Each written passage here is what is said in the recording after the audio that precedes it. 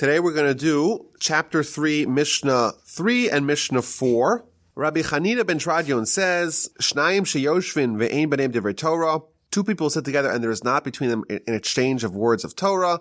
Behold, this is a session of scorners or scoffers. Shenemar, as it says, Ubamoshav leitzim lo yashav, in the session of scorners he did not sit. However, but two people sit together and there is between them words of Torah, the divine presence rests between them, as it says, Az nidberu, then spoke those who fear Hashem one to another, and Hashem listened and heard, and written was a book of remembrance before him for those who fear Hashem and give thought to his name.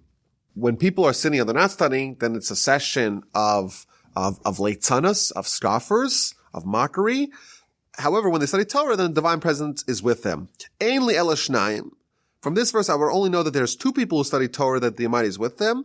How do I know that even if there's one person, sheyoshev, who is sitting, ve'osid b'Torah, and occupying himself with Torah, shakadosh baruch hu kaveh lo schar, that the Almighty will set aside for him reward. Shenemar, yoshev badad v'yidom tinatal alav. Let him sit in solitude and be still, for he will receive reward for it. So there's three ideas in this Mishnah. Number one, when people are sitting together, two people sitting together and not studying Torah, it's considered a session of scorners. Number two, if they are studying Torah, the divine presence is with them. And even one person who studies Torah, that person gets reward. And a very similar lesson in Mishnah 4, Rabbi Shimon says, three people ate on one table. Velo amru alav divrei Torah, but did not say words of Torah on it. It's as if they ate from the offerings of the dead. Shenemar, as it says in the verse, for all the tables are full of vomit and filth without the omnipresent. However, shlosha sha'achlu al shulchan echad, if three people ate on one table, ve'amru alav divrei Torah, and they said upon it words of Torah, as if they ate from the table of God. Shenemar, as the verse says, and he said, this to me is the table that is before Hashem. So again, we see this idea that when people are together, they're supposed to be studying Torah. Two people together, if they don't study, then it's a session of scorners. If they do study, the divine presence is with them. Even if someone is alone, they should study Torah. And if there's three people that are eating together and they're not studying Torah, it's as if they're eating from the offerings of the dead. But if they are studying Torah, it's as if they're eating from the table of God.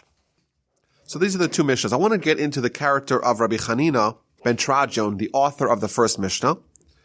The author of the second Mishnah, Rabbi Shimon, it's most likely Rabbi Shimon Bar Yochai, one of the most colorful and iconic figures of the Mishnaic era.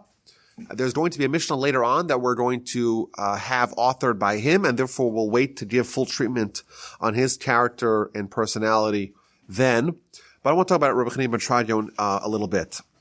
He was a sage who lived in the end of the first century of the Common Era and the beginning of the second century of the Common Era. He has a very famous daughter. His daughter is maybe the most famous woman in all of Talmud. Her name was Beruria. She was a sage on par with the male sages of her time. And she had a very interesting life. That was the daughter of Rabbi Chanina ben Tradion. She was married to Rabbi Meir. Rabbi Meir was one of the five primary students of Rabbi Akiva. And Rabbi Meir is the primary author of the Mishnah. Because when there is a Mishnah that's unattributed, if there's a Mishnah that we don't know who said it, it's not attributed to one of the great sages, Stam Mishnah, Rabbi Meir, a unattributed Mishnah is the authorship of Rabbi Meir. Why? Because when they were collecting the writings to build the Mishnah, they took Rabbi Meir's writings, and that became the authoritative writings, and they added the writings of all the other sages. And therefore, if there's no name attributed to it, it is Rabbi Meir who is the author, and he is the son-in-law of the author of this Mishnah, Rabbi Chanina ben Tradion. And the most famous episodes that were told about him in the Talmud relate to his passing, his tragic and untimely passing. Why? Because he was living at a time, generally that whole era was marked by the relationship the Jewish people had with their Roman overlords and the very harsh conditions upon which they lived. And certainly for the Torah scholars, there were times where they were not allowed to band together. The centers of Torah were destroyed. The rabbis had to go undercover, as we know, and that intensified when Hadrian assumed emperorship in the beginning of the 2nd century of the Common Era. And then in about the year 130, Hadrian instituted very harsh restrictions against organized Jewish religion. You weren't allowed to circumcise your child. You weren't allowed to study Torah. You weren't allowed to observe Shabbos. You weren't allowed to convey smicha, rabbinic ordination from teacher to student. There's a very famous episode of Rabbi Judah the Prince. When he was a baby, he was born around the year 135 or 136, and he wasn't allowed to be circumcised because the rules were that any child who is circumcised, not only will the child be killed, the mother will be killed as well. They throw them both off a cliff. That's what they used to do.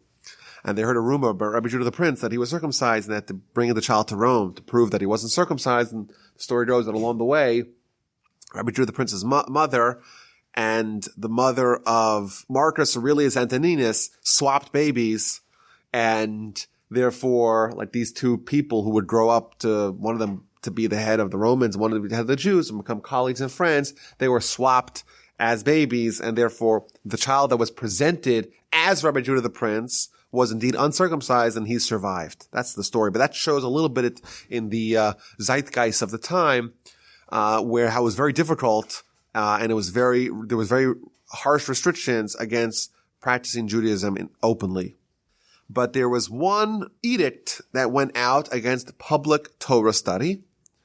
And as we know, Rabbi Akiva defied that edict and was killed in a very brutal, horrific fashion. That information became known to the other sages of the time, and some of them, I would imagine, tried to tamp down their exposure. But Rabbi Hanina ben Trajan, when he heard about that, he knew that there bad things are about to happen to the Jews across the board. And he too, like Rabbi Akiva before him, he too was captured and was arrested by the Romans as a result of him teaching Torah publicly. But before that, there was a great reckoning that was taking place. And in fact, there's these very interesting conversations that Rabbi Hanina ben Trajan conducted with his colleagues about whether or not they have the merits to persevere and to withstand this Roman onslaught. And he said, for example, to one of his colleagues, he said, "You were arrested for 5 infractions. I was arrested for only 1. But you're going to be saved and I'm not going to be saved. Because I only studied Torah. But you engaged in Torah study together with acts of kindness. And therefore, you're going to be able to survive while I'm going to die." And the Talmud inquires, wait a minute. Did he not engage in acts of kindness? The great Rabbi Hanina ben Trajan did not engage in acts of kindness? That's not true. Why? Because he was someone who was the point man for charity. People would give him the money, he would disperse the money to people who needed it. And in addition, there was one time that his personal money and the money of charity got commingled. And he didn't know which money was his and which money was belonging to charity. And he just donated the whole thing to charity. And therefore we see he was engaged in kindness and helping other people. It wasn't just about Torah. And Thomas says, well, yes, he was engaged in kindness, but not as much as he could have been. And therefore he felt that he was vulnerable because he didn't have this complete package. Yes, he excelled in Torah study, and he also participated in acts of kindness, but not as much as he could have, and therefore he was confident he's not going to make it. The Talmud goes on to tell the story of how he died. They found him. He was studying Torah, and he had tremendous crowds with him, and he had an open Torah scroll with him. And they brought him to a public square, and they took the Torah scroll with him, and they surrounded him with branches. They didn't put him on top of the branches. They put the branches around him at a distance. And then they lit the branches on fire, but they put a cold compress on his heart. They wanted to prolong his agony, and they wanted to make sure that he doesn't expire too quickly.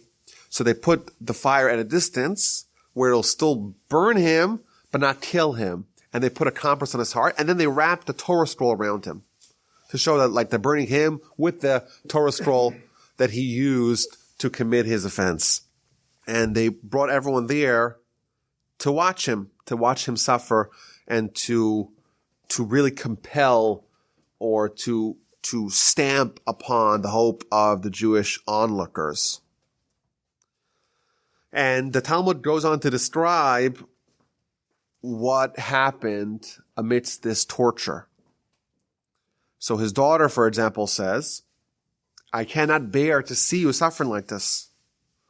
And he responds, "Well, if it was just me suffering, if it was just me being burned, then that would be terrible. But now they're burning not only me, they're burning the Almighty's Torah. And therefore I know the Almighty will not sit silently while his Torah is being burnt. And therefore once he's going to demand a payment, an accounting for the shame of the Torah, he'll probably also demand an accounting for the shame of the pain that I had to undergo." That's the conversation that he had with his daughter. And then the students asked him a question. They say, "Well, what do you see?" And he responded with the memorable words, "I see that the parchment is being burned, but the letters are flying up to heaven." Meaning that they're burning the parchment, but the Torah in itself is untouchable to them. And then they said to him, "Why don't you help aid the expeditement of your death by opening your mouth? Let the fire come into your mouth to burn you, to kill you." And then he said, again, another iconic line here, "It's better that my soul should be taken by the same entity that gave it to me." God gave you my soul, and therefore if he wants it, let him take it. I'm not going to help him to do that. Meanwhile, amidst this whole conversation, the Roman executioner there who's overseeing this is obviously moved, and he says to Rabbi Chanina ben Tradion, "If I expedite your death, will you guarantee me a portion in Olam Haba, the world to come?" And he said yes, and he swore to the effect. And immediately the executioner raised the flame, pulled off the compress from his heart, himself jumped into the fire, himself expired together with Rabbi Chanina ben Tradion, and everyone heard a prophetic booming voice. Rabbi Chanina ben Tradion and the Constantinuri, the executioner, both of you are ushered into the world to come. That's the episode that we hear. Very stirring, moving, tragic episode about Rabbi Chanina ben Tradion, his dedication to Torah study, and his end, his expiration in martyrdom. Now, I think in the context of his time and his era and the challenges that he faced, I think it does shed more light on the salience of his teaching. You know, there's all kinds of prohibitions against study of Torah. Some people are going underground, but I would say there's definitely no longer a stigma. If someone says, "Hey, Torah study is not for me, it's too dangerous." Well, that may have been a sentiment that was anathema in earlier generations. And then today, well, if it's actually dangerous, you're actually going to get killed, then it seems like it's a very prudent position to hold that, well, I'll study Torah, but not so much, not so often, not so overtly. I'll go underground. I'll do other things that are safer. And therefore, he's telling us, like, very clearly, it's like, you're either studying Torah and therefore you're in the presence of God, or you're in a presence of the scoffers. There's two kinds of groups that you're part of. And yes, studying Torah may entail forfeiture of other opportunities, which it does in every generation, or at least assumed forfeiture of other opportunities. And it may entail involving yourself in some dangerous activity.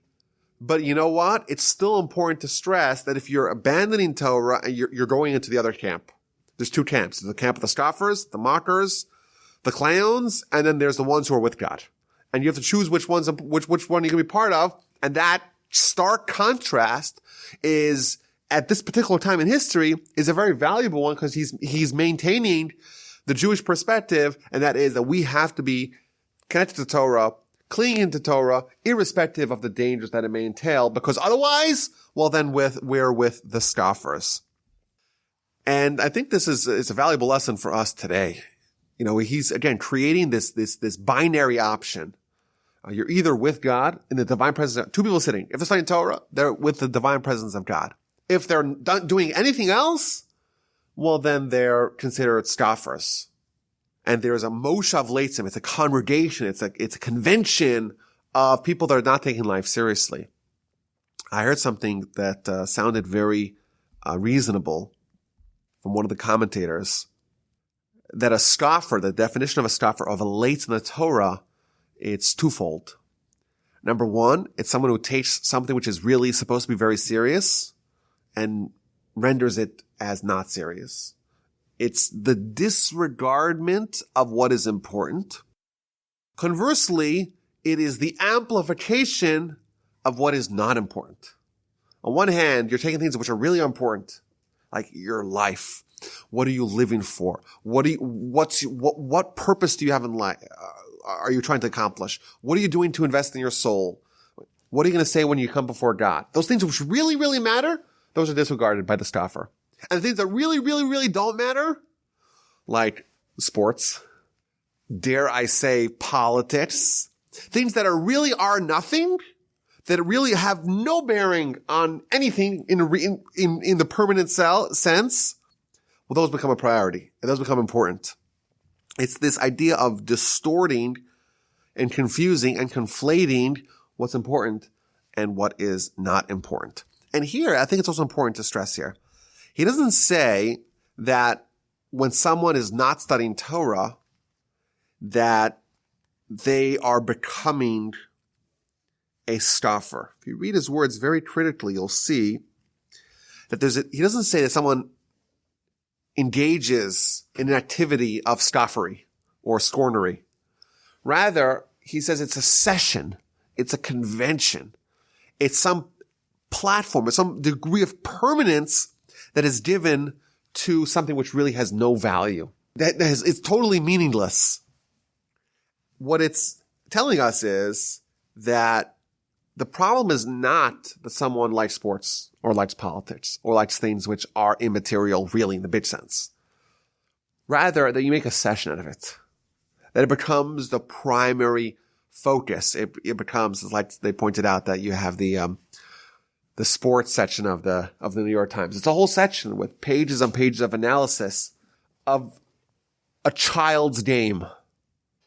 It's like if my kids play Connect 4, to have someone who's hired to analyze the moves and then there's a post-game press conference. Now, that's of course silly, but what's the difference? In fact, my children play Connect 4. It's more important. This is my children. They're playing. But you wouldn't read the post-game analysis. You want to listen to the post-game press conference. So here there's some people that I'll never meet in my life playing a game somewhere, a child's game, that they're throwing balls around and hitting it with baseball bats. I know I like sports too. I know that. But it really is immaterial. If you kind of break it down to what it really is, it's adults playing a children's game. That's what it really is. In its essence, if you just distill it to what it really is, it's something which is totally immaterial for us in our lives. But we have a tendency, and maybe even an urge, to make it very, very important and to make it a central focus. And that's the problem. When it becomes a session, it becomes something, a platform on its own, a session of scorners. This does leave the door open for someone to say, listen, people need to decompress. People need to have outlets. People need to have hobbies. That's good. I don't know if they still collect stamps or baseball cards. It's good to have a hobby. It's good to have something else that you do that's not so important. Your brain will get frazzled if you just studied Torah all day and all night. There is a Mishnah later on that we'll see that talks about the 48 ways to get Torah, to acquire Torah. 48 ways to acquire Torah. And one of those ways is a little bit of idle conversation, which could be read as a minimization of idle conversation. But it could also be read as a little bit.